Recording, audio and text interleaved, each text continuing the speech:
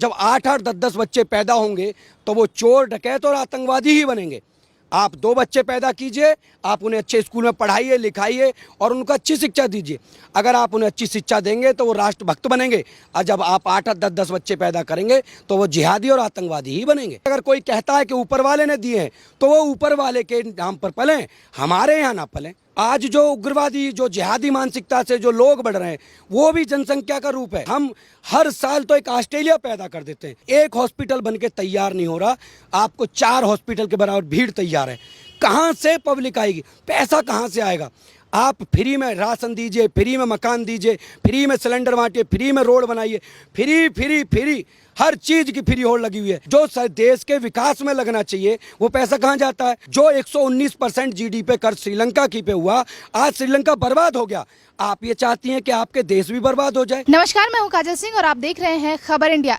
योगी जी ने एक बयान जारी किया और कहा कि जनसंख्या नियंत्रण कानून लगाया जाए, लेकिन वहीं सपा सांसद शफीकुर रहमान का कहना यह है कि औलाद अल्लाह की देन है। इस पर खास बातचीत करने के लिए हमारे साथ विनय हिंदू जी मौजूद हैं, हम उनसे बात करेंगे। सर, बहुत बहुत स्वागत है आपका खबर इंडिया पर। बहुत बहुत धन्यवाद आपका। आपने एक बात अच्छी कही कि इसी सांसद ने जो बातें कही हैं कि इस तरीके के बच्चों पर लगाना चाहिए या फिर अल्लाह की देन है, तो मैं सिर्फ एक बात कहना चाहता हूँ कि ये धर्म विशेष को बीच में जोड़ने की ज़रूरत नहीं है।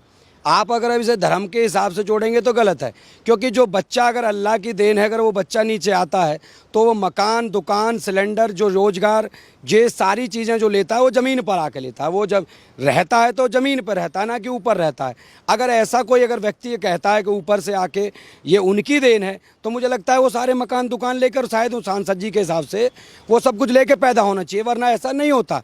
मगर ये क्या है कि धर्म विशेष के साथ ना जोड़ के आज हमें ये देखने की ज़रूरत है कि हमारे पास 2.4% क्षेत्रफल है, 4% पानी है, 18% आबादी हिंदुस्तान में रहती है। मतलब विश्व का हर छठा व्यक्ति हिंदुस्तान में रहता हो, और जहाँ ये भी समझ में आ चुका हो प्रतिदिन 84,000 बच्चे इस देश में पैदा होते हों, प्रति सेकंड जहाँ 33 बच्चे पैदा होते हों। जिस चाइना में लार्जेस्ट पॉपुलेशन है, उस चाइना में प्रति सेकंड 13 बच्चे पैदा होते हैं। ये सभी आंकड़े और सभी जनसंख्या वाले जो सर्वे में बताते हैं कि 2023 तक हम चाइना को आबादी के मुकाबले पीछे छोड़ चुके होंगे। आज हमारे देश की आबादी स्थिति ऐसी हो चुकी है, 4 लेन की रोड बनकर तैयार नहीं होती, 8 लेन की भीड़ तैयार हो जाती है। रोजगार दे भी तो सकता है कितना? आप सोच के देखिए, जिस देश में प्रतिदिन 84,000 बच्चे पैदा होते हो, कौन सी सरकार रोजगार दे सकती है? अगर ऐसे ही चलता रहा तो मारकाट होंगी। आज जो क्राइम बढ़ रहा है उसके लिए भी सरकार को अगर सोचना है तो जनसंख्या ही उसके जिम्मेदार है। जो भ्रष्टाचार बढ़ रहा है उसके लिए भी जनसंख्या जिम्मेदार है। चोरी डकैती, ये जो आज जो उग्रवादी, जो जिहादी मानसिकता से जो लोग बढ़ रहे हैं वो भी जनसंख्या का रूप है। जब 8-8 10-10 बच्चे पैदा होंगे तो वो चोर डकैत और आतंकवादी ही बनेंगे। आप 2 बच्चे पैदा कीजिए, आप उन्हें अच्छे स्कूल में पढ़ाइए लिखाइए और उनको अच्छी शिक्षा दीजिए। अगर आप उन्हें अच्छी शिक्षा देंगे तो वो राष्ट्रभक्त बनेंगे, और जब आप 8-8 10-10 बच्चे पैदा करेंगे तो वो जिहादी और आतंकवादी ही बनेंगे।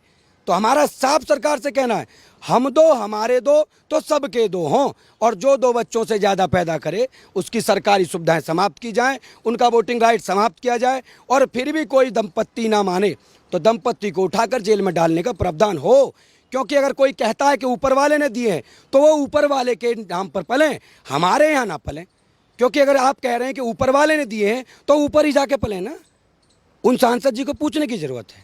लेकिन शफीकुर रहमान का कहना यह है कि जब अल्लाह बच्चा देता है तो वो खाने की भी व्यवस्था करके देता है, तो इससे किसी को क्या आपत्ति है? हाँ, इससे आपत्ति हमें ये है कि जब राशन की लाइन में बच्चे खड़े होते हैं, किसी के 2 बच्चे हैं, वो राशन की लाइन में यूनिट के हिसाब से खाना मिलता है ना, 5 किलो राशन बढ़ जाता है एक बच्चे के ऊपर, तो वो 8 बच्चे होते हैं। जब 8 बच्चों के साथ में जब मल्टीप्लाई किया जाता है तो वो कम से कम 5 परिवारों का राशन एक परिवार ले जाता है। तो वो कहाँ से आया? जब मकान बनाने के लिए 2.5 लाख रुपए सरकार देती है तो एक तरफ तो एक मकान बनता है एक परिवार का, दूसरी तरफ बन के तैयार होते हैं 4 मकान, तो वो तो सरकार के इनकम टैक्स के पैसे। आप ये बताइए कि जब ईमानदारी से जो इनकम टैक्स दिया जाता है, जो देश के विकास में लगना चाहिए, वो पैसा कहाँ जाता है? वो लोग जो है गरीबी रेखा के नीचे आते हैं और वो सारी सुख सुविधाओं का लाभ लेते हैं, जिसकी वजह से देश के ऊपर कर्ज है। आज हमारे देश के ऊपर जीडी पर 19.5% हमारी जीडी पे कर्ज है। जो 119% जीडी पे कर्ज श्रीलंका की पे हुआ, आज श्रीलंका बर्बाद हो गया। आप ये चाहती हैं कि आपके देश भी बर्बाद हो जाए?